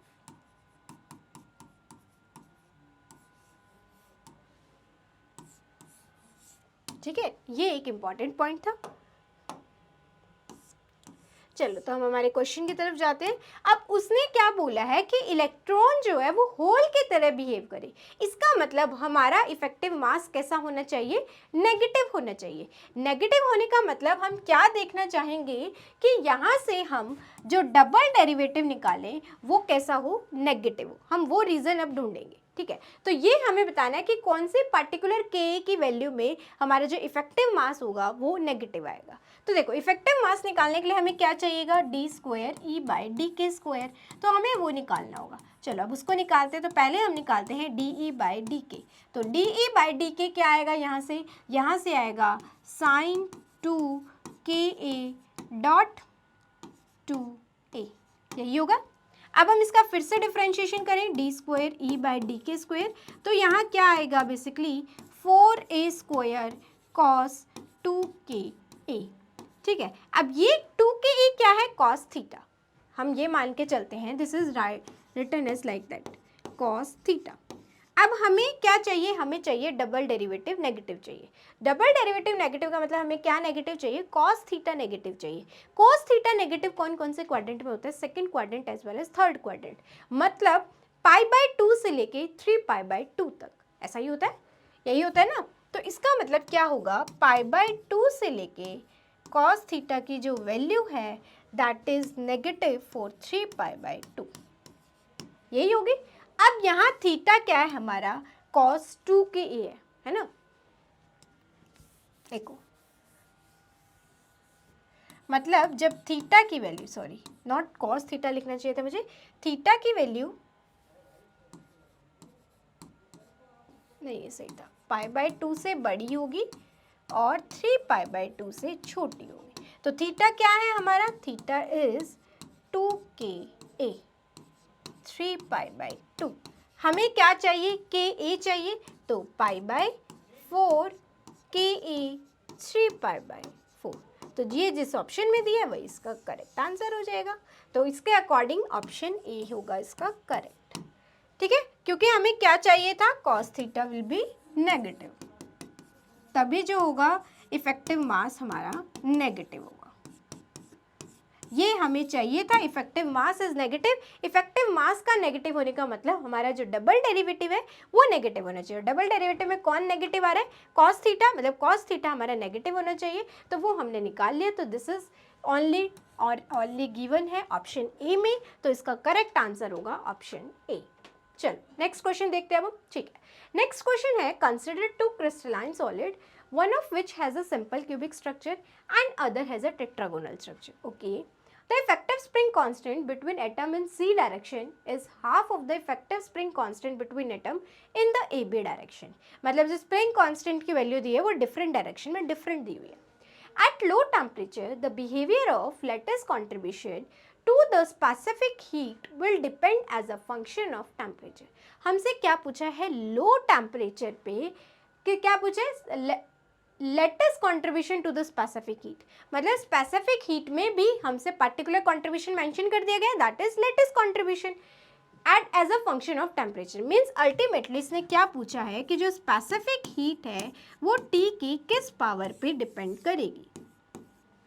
अब देखो कैसा स्ट्रक्चर है, क्यूबिक स्ट्रक्चर है, मतलब हम बात करें 3 डायमेंशन की, और 3 डायमेंशन में हमें पता है CV is proportional to t की पावर 3, और हमने ऐसा कहीं नहीं पढ़ा कि वो अगर ये स्ट्रक्चर चेंज हो जाएगा तो भाई जो हमारी स्पेसिफिक हीट की वैल्यू है वो चेंज हो जाएगी, मतलब स्ट्रक्चर इंडिपेंडेंट होती है। तो इसके लिए करेक्ट आंसर क्या हो जाएगा, ऑप्शन डी कि T³ फॉर बोथ सॉलिड। अब जो रिसेंट जो आपका जून में पेपर हुआ था उसमें भी इस पर क्वेश्चन आया था, उसमें क्वेश्चन क्या था मैं आपको थोड़ा सा बता देती हूँ।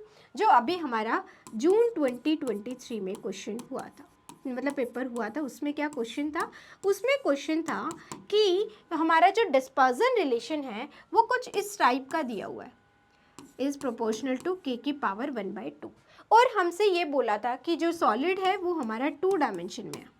तो जो स्पेसिफिक हीट है वो टेम्परेचर की किस पावर पे डिपेंड करेगी, तो एट लो टेम्परेचर। तो उसमें कुछ ऑप्शंस दिए हुए थे, 2 की पावर 2, T की पावर 3 एंड T की पावर, देखो मैं ऑप्शंस लिखती हूँ, ऐसे कुछ ऑप्शंस थे उसमें, T की power 3, C option is T की power 3/2 and D option is T की पावर 4। अब हम निकाल सकते हैं, देखो हमने क्या पढ़ा था, CV is proportional to T की power D/S, S is power of K, तो पावर ऑफ K क्या है 1/2 और डायमेंशन इज 2, तो यहाँ 2 आएगा, नीचे 1/2 आएगा, वो ऊपर चला जाएगा, तो अल्टीमेटली क्या आ रही है value, CV is proportional to T की पावर 4, तो इसका करेक्ट ऑप्शन हो जाएगा डी।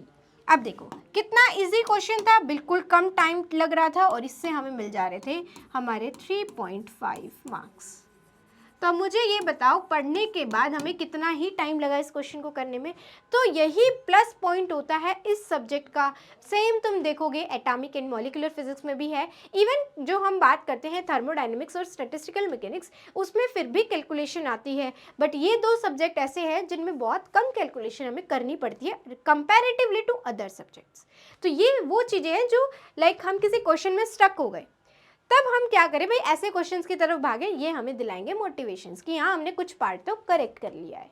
तो these are the best part, और मैं बोलती हूँ यही प्लस पॉइंट है इस सब्जेक्ट का भी। Similarly with atomic and molecular physics, वहाँ भी बहुत सारे क्वेश्चंस ऐसे होते हैं जो छोटे छोटे होते हैं, बहुत कम टाइम में सॉल्व हो जाते हैं, और कुछ क्वेश्चंस होता है कि उसमें थोड़ा सा मल्टीप्लिकेशन डिवीजन बहुत ज़्यादा होता है, तो वो थोड़ा सा टाइम टेकिंग हो जाता है। बट स्टिल इन दोनों सब्जेक्ट्स में जो कंसेप्ट हैं, अगर हम प्रॉपर कंसेप्ट की बात करें, वो बहुत ज़्यादा यूज़ नहीं होते हैं, ठीक है। तो these are the plus point for solid state physics as well as atomic and molecular physics. चलो अब हम बात करते हैं, डिस्पर्जन रिलेशन दिया है 3 डायमेंशनल लैटिस में कि E के is equal to alpha cos k x a beta cos k y a plus gamma के कॉस के जेड ए। हमें निकालना क्या है, effective mass tensor at the corner of first Brillouin zone. यहाँ इन्होंने मेंशन कर दिया है pi by a pi by a pi by a, अगर मेंशन भी नहीं होता तब भी हमें यही लेना होता है। खैर यहाँ हम बात कर रहे हैं 3D में, इसलिए इन्होंने मेंशन किया है क्योंकि हम जब भी डिस्कशन करते हैं तो हम बात करते हैं मेनली 1D की, तो जब भी 1D की बात होगी तब कभी भी ये लिखा नहीं मिलेगा, और आप लोगों को समझ जाना है corner of first Brillouin zone का मतलब हम किसकी बात कर रहे हैं, plus minus pi by a, मतलब boundary of first Brillouin zone. तो ये तो अभी हमने पढ़ा है, हम इसको बहुत आराम से निकाल सकते हैं। हमें क्या निकालना है अल्टीमेटली, यहाँ पे हमें निकालना है इफेक्टिव मास। देखो इफेक्टिव मास क्या था, अभी हम पढ़ के आए हैं ना, बिल्कुल। तो इफेक्टिव मास था हमारा एच कट स्क्वायर, और यहाँ पूरी एक बड़ी सी मैट्रिक्स थी, और फिर उसका हमें इन्वर्स लेना था। तो फर्स्ट टर्म उसमें क्या थी, ई का हमें डिफरेंशिएशन करना था के एक्स के रिस्पेक्ट में 2 बार। तो चलो हम डायरेक्ट यहीं से करते चलते हैं, के एक्स के रिस्पेक्ट में डिफरेंशिएशन करोगे तो यहाँ से क्या आएगा, माइनस साइन के एक्स, यही आएगा। फिर से दोबारा करोगे तो क्या आ जाएगा, कोस के एक्स, और कोस के एक्स की वैल्यू हमें किस पे निकालनी है, पाई बाय ए पे निकालनी है। तो पाई बाय ए पे देखो क्या आ रहा है हमारा, again minus cos k x, इसकी वैल्यू हमें निकालनी है पाई बाय ए पे। तो कॉस पाई की वैल्यू क्या होती है, -1 मल्टीप्लाई करेंगे तो +1 मिल जाएगा। तो अल्टीमेटली यहाँ जो हमें वैल्यू देखने को मिलेगी वो होगी अल्फा ए स्क्वायर, एक मिनट, हाँ अल्फा ए स्क्वायर, ठीक है, ये हमें वैल्यू देखने को मिलेगी और वो भी प्लस में।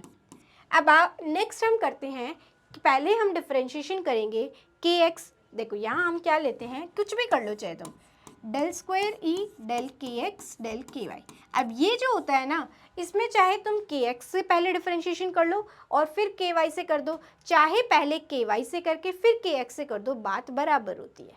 ठीक है, तो हमने मान लिया पहले के वाई से किया है, तो के वाई से डिफरेंशिएशन करोगे, इसके बाद केवल यही टर्म सर्वाइव करेगी। फिर क्या इसके अंदर कहीं के एक्स आ रहा है? नहीं आ रहा, तो इसका मतलब ये वाली टर्म जीरो हो जाएगी। सिमिलरली ये वाली टर्म भी यहाँ से जीरो हो जाएगी, इधर भी ये टर्म जीरो, ये भी टर्म जीरो, ये भी टर्म जीरो। मतलब जो केवल सेम टर्म का दो बार डिफरेंशिएशन है वही सारी टर्म्स यहाँ एग्जिस्ट करेंगी। ठीक है, अब अगर हम इसका निकालें के वाई का मुझे दो बार डिफरेंशिएशन करना है, तो यहाँ से भी क्या आ जाएगा, यहाँ से आ जाएगा बीटा ए स्क्वायर और यहाँ से आ जाएगा गामा ए स्क्वायर। अब इसका हमें इन्वर्स लेना है ना, तो इसका इन्वर्स निकालना भी हमारे लिए आसान है। H cut square 1 by alpha a square 0 0 0 1 by beta a square 0 0 0 1 by gamma a square. अब देखो 1 by a square 1 by a square 1 by square, तो ये बाहर चला जाएगा। तो यहाँ इससे अगर हम देखें तो हमारा कौन सा ऑप्शन मैच कर रहा है? ऑप्शन सी बिल्कुल करेक्ट है। ठीक है, तो ये जितने भी क्वेश्चन का हम डिस्कशन कर रहे हैं ना, all are from CSIR NET exam. चलो नेक्स्ट क्वेश्चन। ठीक है, देखो नेक्स्ट क्वेश्चन क्या है, a uniform linear monoatomic chain is modelled by a spring mass system of masses m separated by nearest neighbor distance a and spring constants m naught m omega naught square.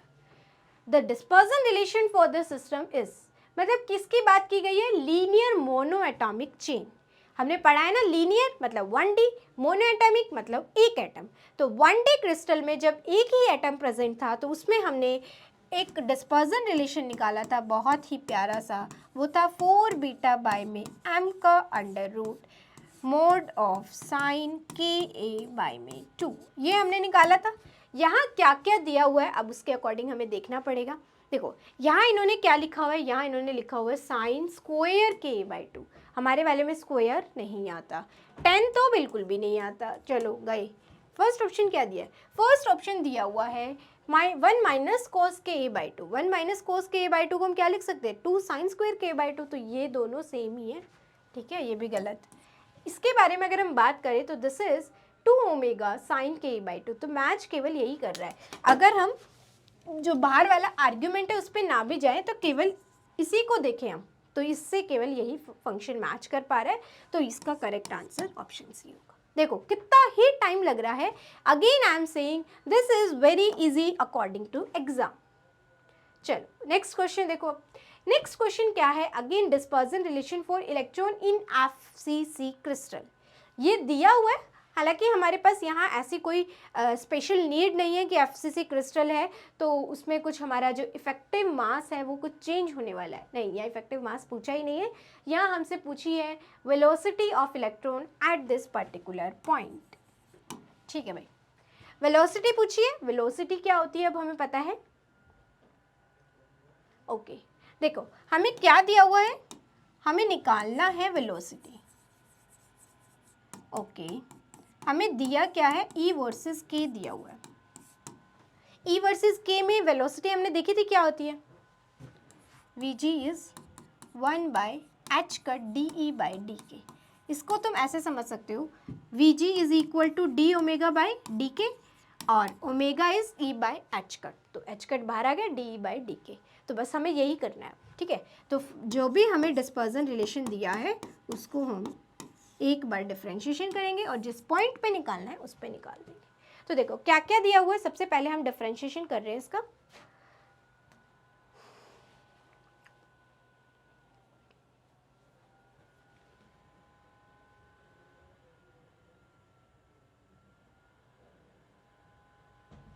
हमसे पूछा क्या है, एक minute, the x component of velocity of electron. हमसे केवल x component पूछा है velocity का। तो एक्स कॉम्पोनेंट में हम डिफरेंशिएशन किससे करेंगे? के एक्स से डिफरेंशिएशन करेंगे, है ना। अगर वाई कॉम्पोनेंट पूछा होता तो हम किससे करते? वाई से डिफरेंशिएशन करते, के वाई से। यहाँ हमसे एक्स कॉम्पोनेंट पूछा है तो हम किससे डिफरेंशिएशन करेंगे? के एक्स से। जब मैं अगर के एक्स से डिफरेंशिएशन करूँगी तो यहाँ पे क्या आ जाएगा? माइनस साइन के एक्स ए बाय में 2। देखो माइनस साइन के एक्स ए बाय में 2 और इधर क्या दिया हुआ है? कॉस के वाई ए बाय में 2, ठीक है, प्लस नेक्स्ट टर्म क्या दी हुई है? Cos k y. तो यहाँ से आ जाएगा माइनस साइन के वाई। ए बाय में 2। अच्छा, यहाँ पे ए बाई 2 फैक्टर भी आएगा तो उसको हम बाहर ले लेते, इसमें भी आएगा, फिर इसमें भी आएगा और नेक्स्ट टर्म में भी आएगा। ठीक है, इसके अलावा तो कुछ बाहर नहीं था ना, था भाई।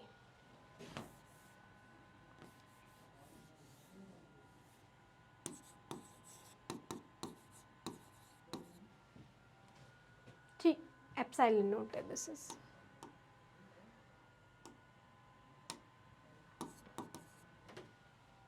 ओके, हाँ, तो ये था हमारा। अब हमें थर्ड टर्म में डिफरेंशिएशन करना है कॉस के जेड का, तो यहाँ से आएगा माइनस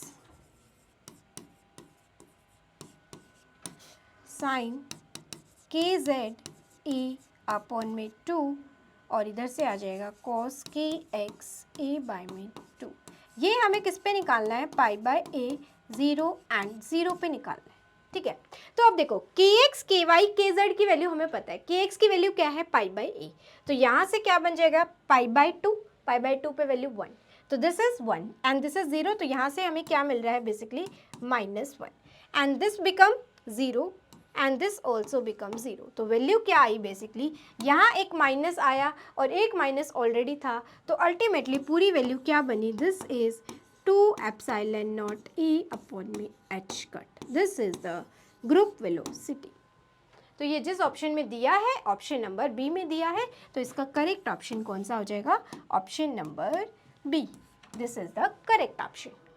ओके, चलो नेक्स्ट क्वेश्चन देखते हैं। अब हम नेक्स्ट क्वेश्चन में क्या है कि for T much less than D by temperature, मतलब कि लो टेम्परेचर की बात हो रही है, of copper, copper is a metal, the temperature dependence of specific heat at constant volume of copper is given by 10।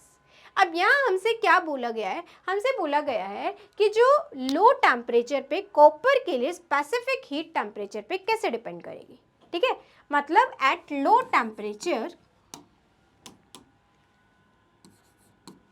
एक मिनट, एट लो टेम्परेचर जो specific heat है वो टेम्परेचर पे कैसे डिपेंड करेगी।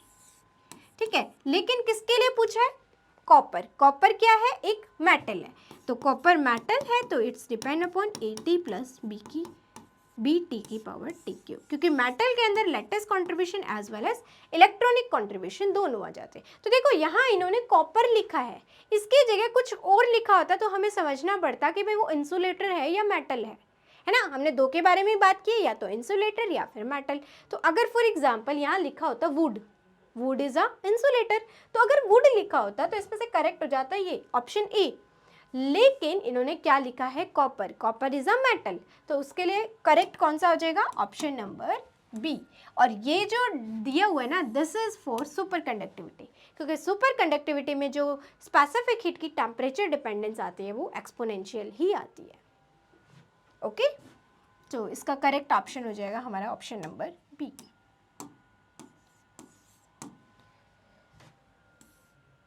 चलो ये वाला क्वेश्चन हम डिस्कस कर लेते हैं। इसमें क्या था? Barium titanate crystal has a cubic structure where barium 2 plus ion are present at vertices of a unit cube, मतलब जो ब्लैक डॉट से प्रेजेंट है, जो कॉर्नर पे प्रेजेंट है, these are barium 2 पॉजिटिव। ठीक है, O2 negative ion are present at centre of the faces, जो ये 6 एटम वाइट दिख रहे हैं, these are our ऑक्सीजन 2। ठीक है, और इसके अलावा एक छोटा सा ब्लैक डॉट बीच में भी प्रेजेंट है, तो वो है हमारा टाइटेनियम। तो हमसे ये पूछा है कि number of optical phonon modes कितने होंगे। तो पहले हमें इसमें निकालने पड़ेंगे कि टोटल नंबर ऑफ एटम्स इसमें कितने प्रेजेंट है ना, क्योंकि इसमें अलग अलग लोकेशन पे दिया है, तो हमें क्या निकालना होगा? इसका पहले टोटल नंबर ऑफ एटम्स निकालना होगा। अब देखो, जब कॉर्नर पे प्रेजेंट होता है तो इसका कॉन्ट्रीब्यूशन कितना आता है क्यूब में? 1/8, तो 1/8 मल्टीप्लाई में 8 तो यहाँ से आएगा। ठीक है, पहले हमें निकालना पड़ेगा ना इफेक्टिव नंबर ऑफ एटम्स इसमें कितने प्रेजेंट है। अब फेसेस पे प्रेजेंट है, फेसेस का कंट्रीब्यूशन कितना आता है? 1/2 आता है, कितने हैं? 6 है, प्लस एक यहाँ बॉडी में भी प्रेजेंट है, तो एक यहाँ से आ गया, कितने होंगे भैया? 1 + 3 + 1, मतलब इट्स 5। तो नंबर ऑफ एटम्स कितने हैं यहाँ पे? 5 है, और ये बॉडी कैसी है? 3 डायमेंशनल है, तो इसका अगर हमें निकालना हो, देखो डायमेंशन इज 3, n की वैल्यू 5, तो total number of modes of vibration कितने हो गए?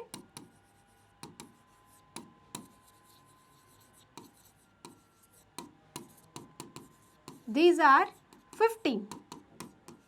ठीक है, अब उसमें से एकॉस्टिक कितने होंगे? एकॉस्टिक ओनली 3 होंगे, तो ऑप्टिकल कितने बचे? ऑप्टिकल विल बी 15 माइनस 3 मतलब 12, तो इसका करेक्ट आंसर क्या होगा? 12। ठीक है, तो इसका करेक्ट आंसर क्या हो जाएगा? 12। इसमें एक बात बताती हूँ, इन्होंने ये क्यों दिया हुआ है, क्योंकि बहुत सारे बच्चे इतना डीप में नहीं पढ़ते, वो क्या करेंगे, इसमें जितने इफेक्टिव नंबर ऑफ एटम है उसको टिक कर देंगे, तो वो बिल्कुल ही इनकरेक्ट है। या इसमें हम एक और ऑप्शन बना सकते थे, दैट इज इक्वल टू 3, क्योंकि 3D बॉडी है तो 3 डायमेंशनल बॉडी है। इतना अगर हम इसको थोड़ा सा रिलेट करने जाएं हमारी डिग्री ऑफ फ्रीडम जो हम थर्मोडायनेमिक्स में पढ़ते हैं, तो वहाँ से इसमें एक ऑप्शन डाला जा सकता है 3, that also confuse to many students. ठीक है, तो इसमें अगर 3 आ जाए, फिर 5 आ जाए, कुछ भी आ जाए, हमें तो खैर निकालना आ ही गया है, तो चाहे 3 आए, चाहे 5 आए, चाहे 15 आए, चाहे 18 आए, हमें पता है करेक्ट आंसर तो इसका 12 है। बट ऐसा नहीं है, सिस्टम कुछ भी बनाया जा सकता है अपनी चॉइस से, तो हम ये देख रहे हैं कि निकालना कैसे होता है वो हमने सीख लिया है। Okay, so these are the important topics that we covered in solid state physics। तो ये जितनी भी 3-4 क्लासेस हुई हैं, इसमें हमने बहुत कुछ कवर किया है, बहुत सारे इंपॉर्टेंट डिस्कशंस किए हैं, तो यहाँ से आप एटलीस्ट 2 या 3 पेज के शॉर्ट नोट्स निकाल सकते हो, और वो आपको लास्ट मोमेंट में बहुत ज़्यादा हेल्प करेंगे। और हमने काफ़ी सारे प्रीवियस ईयर क्वेश्चंस पे अटेम्प्ट किए हैं, इसके अलावा जो बच गए हैं सेम टॉपिक के, वो आप लोग आराम से निकाल सकते हो, सॉल्व कर सकते हो, क्योंकि हमने सारे फॉर्मूलोज का डिस्कशन किया है। सो यहाँ हमारा सॉलिड स्टेट फिजिक्स का डिस्कशन कंप्लीट हो गया है। अब हम जो नेक्स्ट क्लास से डिस्कस करेंगे वो डिस्कस करेंगे अबाउट द स्पेक्ट्रोस्कोपी। वो भी एक इम्पॉर्टेंट रोल प्ले करती है अगर मैं CSIR नेट एग्जाम के अकॉर्डिंग बात करूँ तो अब नेक्स्ट क्लास में हम डिस्कस करेंगे स्पेक्ट्रोस्कोपी। वहाँ हमें डिटेल में एनालिसिस डिस्कशन नहीं करूँगी, अगेन जो इम्पॉर्टेंट पार्ट है उसका हम डिस्कशन करेंगे, ताकि आपके जो प्रीवियस ईयर क्वेश्चन है वो ना अटके। ठीक है, हमारा मेन टारगेट क्या है, हमारे प्रीवियस ईयर क्वेश्चंस जो है वो अटेम्प्ट हो जाने चाहिए, और जो हमारा इंपॉर्टेंट कंसेप्ट है वो सारे क्लियर हो जाने चाहिए। तो अब उसी को हम देखते हुए नेक्स्ट जो क्लास होगी हम उसमें डिस्कस करेंगे अबाउट द स्पेक्ट्रोस्कोपी। ओके, सो आज के लिए बस इतना ही। होपफुली आप लोगों को काफ़ी मज़ा आ रहा होगा, काफ़ी चीज़ें क्लियर भी हुई होंगी जो आप लोगों ने नहीं पढ़ी होंगी अभी तक कहीं से भी, तो उसमें मज़ा भी आ रहा होगा, और एक प्लस पॉइंट आपकी प्रिपरेशन में एड ऑन भी हो रहा होगा। सो थैंक यू सो मच। मिलते हैं फिर नेक्स्ट लेक्चर में, जिसमें हम डिस्कस करने वाले होंगे स्पेक्ट्रोस्कोपी के बारे में। मैंने टॉपिक थोड़ा सा पहले इसलिए बता दिया है ताकि आप क्लास को देखो तो आपको आइडिया रहे कि आपने ये पार्ट कवर किया हुआ था, तो मैम की क्लास से मुझे नया क्या मिल सकता है। तो हो 100% श्योरिटी है कुछ ना कुछ तो आप नया लेके ही जाओगे, क्योंकि होता है जब हम सेल्फ स्टडी से कर रहे हैं या हम कहीं और से भी पढ़ रहे हैं, तो कोई भी कुछ ना कुछ पार्ट स्किप हो ही जाता है। तो हो सकता है कि आपको उस लेक्चर को देखते हुए कुछ प्लस पॉइंट आपको मिल जाए। अगर प्लस पॉइंट भी नहीं मिल रहा है तो एटलीस्ट एक बार कंप्लीट रिवीजन हो जाएगा। एक क्वेश्चन को अटेम्प्ट करने के एक से ज़्यादा तरीके होते हैं, तो आपको कोई दूसरा तरीका इजी लगेगा तो वो भी समझ आएगा। तो इस तरीके से बेनिफिट्स होते हैं हर लेक्चर के। तो इसी वजह से जो भी इस बच्चा देख रहा है बहुत ही अच्छे से ध्यान से देखे, एक एक पॉइंट को मैं कैसे सॉल्व कर रही हूँ, कैसे हैंडल कर रही हूँ, हर चीज़ को बहुत ध्यान से हमें समझना होता है। एज वेल एज फिजिक्स में जो सबसे इंपॉर्टेंट बात होती है कि क्वेश्चन को रीड करना हमें बहुत ध्यान से होता है, क्योंकि क्वेश्चन में एक एक इंपॉर्टेंट बात लिखी होती है। अब जैसे क्यूबिक स्ट्रक्चर लिखा है तो हमें पता है भाई 3 डायमेंशन की बात हो रही है। अब उन्होंने लिख दिया कॉपर, तो कॉपर है तो मतलब हमें पता है भाई वो मेटल है। तो हम ये नहीं कहेंगे कि मैम हमने तो कॉपर की स्टडी ही नहीं की थी, भाई हमने मेटल की है ना, तो मेटल में सब आ जाता है, चाहे कॉपर हो, चाहे आयरन हो, कोई भी हो, चाहे गोल्ड हो, चाहे सिल्वर हो, सब आ जाते हैं। तो मेटल इज कंप्लीट, हमने मेटल में सब कवर कर लिया है। अब मैं ये तो आपको नहीं सिखाऊंगी ना कि मेटल क्या होता है, कि मेटल में कॉपर भी आता है, कि मेटल में आयरन भी आता है। तो दीज आर वेरी बेसिक्स। ठीक है, so thank you so much. मिलते हैं नेक्स्ट लेक्चर में, तब तक के लिए keep planning and take care.